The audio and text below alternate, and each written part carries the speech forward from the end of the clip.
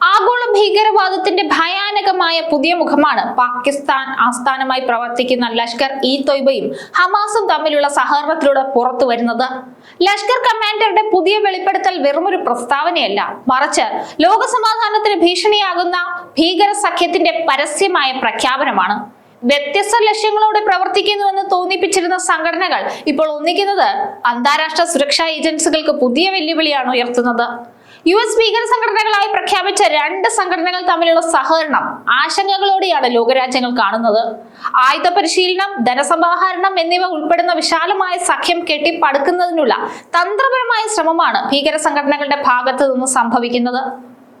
ദക്ഷിണേഷ്യയിൽ ശ്രദ്ധ കേന്ദ്രീകരിച്ചിരുന്ന ലഷ്കറും മധ്യേഷ്യയിൽ സജീവമായ ഹമാസും തമ്മിലുള്ള ബന്ധം ഭീകര സംഘടനകൾ തമ്മിലുള്ള അതിർത്തികൾ മായുന്നു എന്നതിന്റെ വ്യക്തമായ തെളിവാണ്.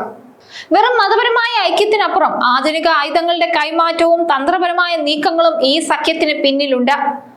ലഷ്കറിന്റെ രാഷ്ട്രീയ പാർട്ടിയായി കണക്കാക്കപ്പെടുന്ന പാകിസ്ഥാൻ മർകസി മുസ്ലിം ലീഗിന്റെ കമാൻഡറായ ഫൈസൽ നദീമാണ് ഹമാസുമായി സഖ്യമുണ്ടെന്ന വെളിപ്പെടുത്തൽ നടത്തിയത്. 2024 ദോഹയിൽ വെച്ച് മുതിർന്ന ഹമാസ് നേതാക്കളെ കണ്ടതായിട്ടാണ് വെളിപ്പെടുത്തൽ. ജമ്മു കശ്മീരിലെ പഹൽഗാം ഭീകരാക്രമണത്തിന് പിന്നിലെ സൂത്രധാരൻ എന്ന് ആരോപിക്കപ്പെടുന്ന സൈഫുള്ള കസ്തൂരിയും തന്നോടൊപ്പം ദോഹയിൽ കൂടിക്കാഴ്ചയിൽ പങ്കെടുത്തെന്നും നദീം വെളിപ്പെടുത്തിയിട്ടുണ്ട്. ഹമാസ് നേതാവ് ഖാലിദ് മഷാലിനെയാണ് ഇരുവരും സന്ദർശിച്ചത്. ജനുവരി 7 പാകിസ്ഥാനിലെ ഗുജ്റാൻവാലയിൽ PMML സംഘടിപ്പിച്ച പരിപാടിക്കിടെ ഹമാസ് കമാൻഡർ നാജിം സഹീറും ലഷ്കർ കമാൻഡർ റാഷിദ് അലി സന്ദുവും തമ്മിൽ കൂടിക്കാഴ്ച നടന്നതായി നേരത്തെ റിപ്പോർട്ടുകൾ പുറത്തു വന്നിരുന്നു. 2023 ഒക്ടോബർ മുതൽ സഹീർ ഏകദേശം 15 തവണ പാകിസ്ഥാൻ സന്ദർശിച്ചതായിട്ടാണ് വിവരം. അതേസമയം ഭീകര സംഘടനകൾ തമ്മിലുള്ള സഖ്യത്തെ ഇന്ത്യ അടക്കമുള്ള ലോകരാജ്യങ്ങൾ സസൂക്ഷ്മം നിരീക്ഷിക്കുകയാണ്. ഫിനാൻഷ്യൽ ആക്ഷൻ ടാസ്ക് ഫോഴ്സ് അടക്കമുള്ള രാജ്യാന്തര ഏജൻസികളും ഹമാസ് ലഷ്കർ സഖ്യത്തെ നിരീക്ഷിച്ചു വരികയാണ്.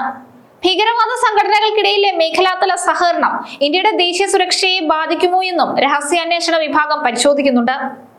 ലഷ്കർ ഹമാസ് ബന്ധം ഇന്ത്യയെ സംബന്ധിച്ചിടത്തോളം അതീവ ഗൗരവകരമായ കാര്യമാണ്. കശ്മീർ പോലുള്ള പ്രശ്നബാധിത മേഖലകളിൽ ഹമാസിന്റെ യുദ്ധതന്ത്രങ്ങൾ ലഷ്കർ പരീക്ഷിക്കാൻ സാധ്യതയുള്ളതിനാൽ അതിർത്തികളിൽ ജാഗ്രത ശക്തമാക്കേണ്ടതുണ്ട്. ഡ്രോൺ സാങ്കേതികവിദ്യ, സൈബർ ആക്രമണങ്ങൾ, ഒളിപ്പോരാട്ട തന്ത്രങ്ങൾ എന്നിവയിൽ പരസ്പര സഹകരണം ഉണ്ടാകുന്നത് ദക്ഷിണേഷ്യയിലും പശ്ചിമേഷ്യയിലും ഒരുപോലെ അസ്ഥിരതയുണ്ടാക്കും. ലഷ്കറിന്റെ ചാരപ്രവർത്തന മികവും ഹമാസിന്റെ നഗരയുദ്ധ തന്ത്രങ്ങളും ചേരുന്നത് അതീവ അപകടകരമാണ്. ഭീകരതയ്ക്കെതിരെയുള്ള ആഗോള പോരാട്ടത്തിൽ ഈ പുതിയ വെളിപ്പെടുത്തൽ ആരെയും ഞെട്ടിപ്പിക്കുന്നതാണ്. ലഷ്കർ ഹമാസ് സഖ്യം വെറുമൊരു രാഷ്ട്രീയ നീക്കമല്ല, മറിച്ച് മാനവരാശിക്ക് നേരെ ഉയരുന്ന സംഘടിതമായ ഭീഷണിയാണ്. ലോകരാജ്യങ്ങൾ തമ്മിലുള്ള ഇന്റലിജൻസ് വിവര കൈമാറ്റവും ഐക്യരാഷ്ട്രസഭയുടെ ശക്തമായ ഇടപെടലുകളും ഈ ഘട്ടത്തിൽ അനിവാര്യമാണ്. ഭീകരവാദത്തിന്റെ സാമ്പത്തിക സ്രോതസ്സുകൾ തടയാനും അവരുടെ സൈബർ ശൃംഖലകൾ തകർക്കാനും അന്താരാഷ്ട്ര സമൂഹം ഒരേ മനസ്സോടെ നീങ്ങണം. ഇല്ലെങ്കിൽ ഇത്തരം സഖ്യങ്ങൾ സമാധാനകാംക്ഷികളായ ജനതയ്ക്ക് നേരെ കൂടുതൽ കടുത്ത വെല്ലുവിളികൾ ഉയർത്തും. പാകിസ്ഥാൻ എന്ന രാജ്യം ആഗോള ഭീകരവാദത്തിന്റെ പ്രഭവ കേന്ദ്രമായി വിശേഷിപ്പിക്കപ്പെടുന്നത് വെറുതെയല്ല. പതിറ്റാണ്ടുകളായി ഭീകരവാദത്തെ ഒരു ഭരണകൂട നയമായി ഉപയോഗിക്കുന്ന പാകിസ്ഥാന്റെ ചരിത്രം അന്താരാഷ്ട്ര സമൂഹത്തിന് മുന്നിൽ പലതവണ തുറന്നു കാട്ടപ്പെട്ടതാണ്. ഭീകരവാദത്തെ നേരിടുന്ന കാര്യത്തിൽ പാകിസ്ഥാൻ എക്കാലവും ഇരട്ടത്താപ്പാണ് സ്വീകരിച്ചിട്ടുള്ളത്.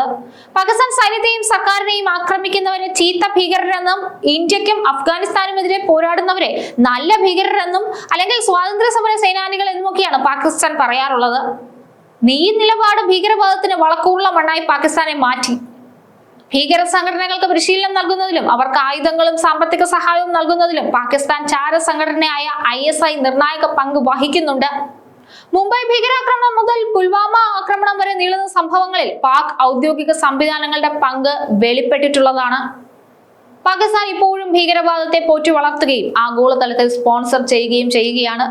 ഹമാസും ലഷ്കർ-ഇ-തോയ്ബയും തമ്മിലുള്ള ഈ പുതിയ കൂട്ടുകെട്ട് ലോക സമാധാനത്തിനൊട്ടും നല്ലതല്ല.